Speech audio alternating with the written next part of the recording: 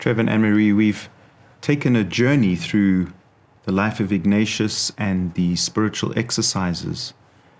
But there's some real practical components to the spiritual exercises. And I'm wondering, Trevor, in your experience of giving the exercises to many people, how that's been for you and what you've found as you've given the exercises. Russell, it's always a deep, deep privilege to be asked to lead someone through the exercises. So I always feel a sense of real privilege. It's also something that I feel I've got to think quite carefully about because of the huge investment of time. I know that the person who is going to do the exercises is investing a great deal of time and energy, and so kind of really discerning whether I have capacity to travel very closely with someone. So I think that's the first discernment I often make. I think the tension that I often feel when giving the exercises is that I want to adapt the exercises to the person that I'm with. You know, that the exercises are not kind of canned food that look the same every time you do them, but somehow it's like a freshly cooked meal that one wants to cook with this particular person. So I want to adapt them to the unique situation of this person. And the tension is I also want to keep the integrity of the full spiritual exercises. So I want the person to do the full spiritual exercises. I want to keep intact the integrity of the exercises. I also want to take very seriously who this person is. How can I adapt them creatively to their situation? So that's a tension that I sometimes feel. One Ignatian scholar, Michael Ivins, he says that whenever we give the exercises, it's like we rewrite them again because they are done so uniquely in a person's life. I think the last thing I would want to say is the enormous sense of consolation I feel when I witness grace at work in the life of this person. It's almost like I have a kind of a front row seat on the action of grace in another human being's life. And just watching this encounter, you know, Ignatius says, let the Creator deal with the creature. Don't get in the way. Don't play the Holy Spirit. And just really witnessing the Creator dealing directly with the creature as we journey together through it is just an incredible grace. Incredible grace. Yeah. Anne-Marie, the exercises can be done in different ways, and I'm wondering, particularly on behalf of those maybe you're watching right now, you know, the different ways in which we can engage the spiritual exercises, the different ways in which we can do them, given our own life circumstances. Thanks, Trevor. Yeah, I think that there are a number of ways in which people can make this process, can go on this journey.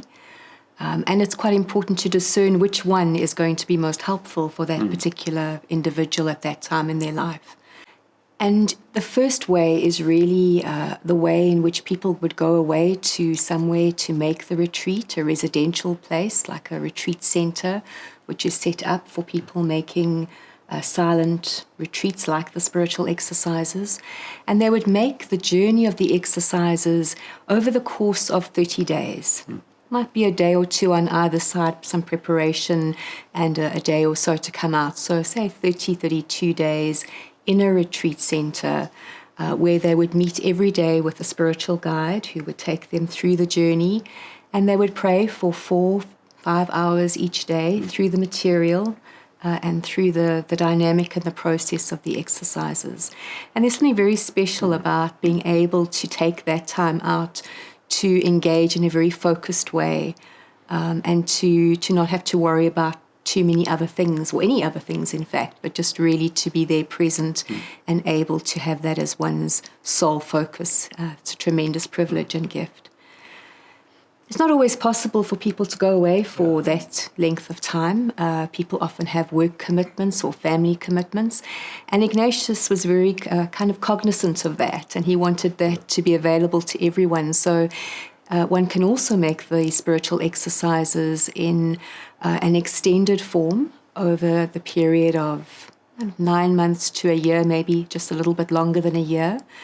And people making it in that way would generally meet once a week or so with the person taking them through the process. And they would set aside an hour every day to pray with the material, and some time in the evening just to reflect back on the day. And that way of doing it also has some advantages, that somehow as one is journeying through that process, there's a sense in which one's life gets integrated with the journey as it's unfolding. So those would be the two main ways of making the full exercises. There is also another way that's been used in some retreat centers around the world, and that's called the making of the exercises in stages. And it's a bit of a hybrid model in a way, that people would make 10 days in a residential retreat. At one point in the year, they would come back a bit later in the year, with the beginning of the following year, do another 10-day block, and then do a 3rd-day block subsequently.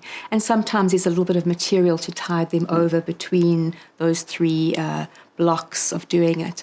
And that means that people also can maybe not need to take a whole chunk of leave, but still have that opportunity to be in a residential setting. So I think it's about really discerning what's going to be most helpful. There are also other ways of having a taster of the exercises, but those are the 3 ways really of making the full journey of the spiritual exercises. And I think what you were saying earlier is just so important, the fact that, it's adapted to the person, and so it's really important to have someone journeying alongside one in that process, and all 3 of those ways certainly have that component. Yeah. Thank you. So Russell, I'm wondering if someone's appetite has been whetted by the journey that we've been on in this time that we've been together here, and they are feeling a sense of desire or longing to maybe look at making the spiritual exercises. I wonder how they might go about that, what would be some steps that they could take to investigate that. And also maybe if someone has made the exercises but are interested in training to accompany others. I wonder if you could just maybe say a few words about that. So I think if someone is feeling that they would like to engage the exercises, a few preparatory things would be, first of all, just to notice your own spiritual accompaniment and where that is at this time. That this is something I think that someone would speak to their own spiritual guide about. Is this perhaps a good time for me to make the exercises? We want people to get the most out of these exercises, because very often for many people this is a once-off opportunity. So you don't want to be in a place in your life maybe at the moment where there's a bit of a crisis or struggle. You want to be as generous as possible. You mentioned there that someone's appetite may be whetted. I think another way of putting that as well is to talk to the person about their desires, what it is that they desire at this time. Because that's important. What's going on inside of me?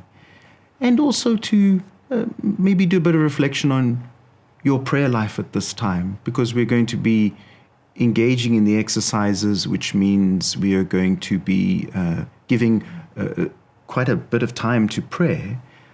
Is that possible for me at this time? What mode, as you were just saying as well, would we use, or would you use? Would you be going away to a center, or would you be doing in daily life? And I think if the person that's guiding you knows of a place where you could do the exercises, to speak to them about that.